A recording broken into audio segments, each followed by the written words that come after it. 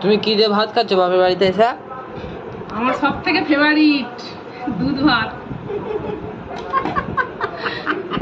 কতদিন যে আমি খাইনি।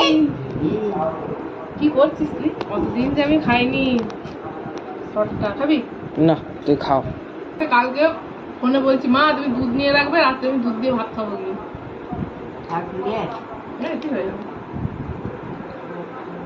আর তেল লঙ্কা দিয়ে আলু ভাতে মাখা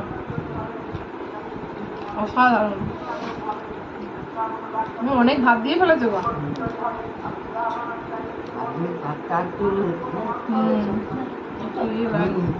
আমার তো ঠিক ঠিকই লাগবে, দিদার তো দাঁত নেই, দিদার একটু শক্তই লাগবে।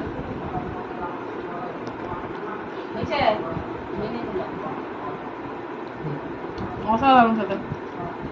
মাছ মাংস ফেল। আমার নেবো না।